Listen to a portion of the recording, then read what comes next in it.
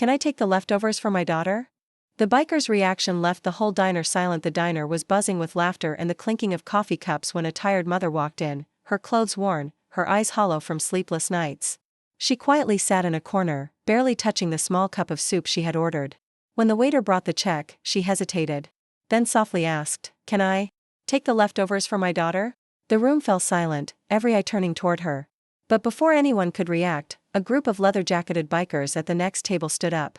The leader, a tall man with tattoos and a rough beard, walked over. No one knew what he'd do. Would he mock her, or tell her off? What happened next left the entire diner silent. And changed that mother's life forever. It was a cold evening when Emma, a single mother, stepped into Mike's diner. Her hands trembled as she counted a few crumpled bills, just enough for one small meal. Her daughter, Lily, waited outside in their broken-down car, too shy and too cold to come in. Emma hadn't eaten in 2 days, saving every penny for her daughter. As the smell of freshly baked pie filled the air, her stomach growled, but she pushed the plate away. She wasn't there to eat, she was there to bring something home for Lily. In the far corner, a group of bikers laughed loudly, joking among themselves. Their heavy boots and loud voices made other diners uncomfortable. People often judged them rough, intimidating, and wild. Emma, too, tried to stay invisible. But when the waiter came to clear her barely touched meal, she gathered courage and whispered, "Sir, could I please take the leftovers for my daughter? She hasn't eaten yet." The waiter froze for a moment, unsure how to respond. Then silence spread across the diner. Forks stopped clinking.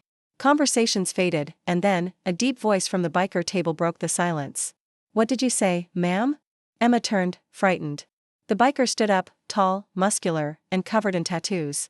His rough appearance screamed danger.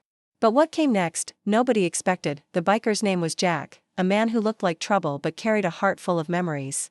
He slowly walked to Emma's table, every eye in the diner following him. "You said your daughter hasn't eaten?" he asked gently. Emma nodded, embarrassed. "Yes, she's outside. I didn't have enough for both of us."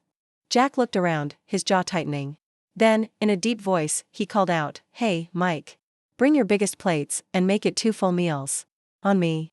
The diner went quiet again. Even the waiter looked shocked. But Jack wasn't done. He went outside, opened the diner door, and said kindly, "Hey, sweetheart. You must be Lily, right? Come in. Dinner's on the house tonight." Little Lily walked in, shy, pale, and clutching a worn-out teddy bear.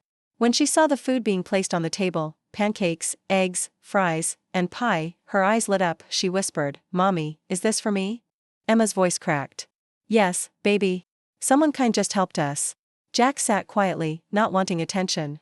He told his biker friends, no kid should go hungry. Ever. They all nodded. Soon, the entire table of bikers joined, ordering more food. Packing extra meals for Emma and Lily to take home. The diner that once judged them now watched in awe as these rough men showed the purest act of kindness. As Emma tried to thank Jack, tears filled her eyes. "You don't even know us? Why would you do this?" she asked softly. Jack smiled sadly. "Because I once was your daughter. My mom raised me alone too. We used to sleep in our car, and she'd skip meals just so I could eat. One night, a stranger bought us dinner, and that moment changed me. I promised I'd do the same someday." Emma couldn't hold back her tears. She hugged him tightly, whispering, "Thank you. You have no idea what this means." Jack handed her an envelope. Inside was $200. "This isn't charity," he said, "it's a promise, that one day, when you can help someone else."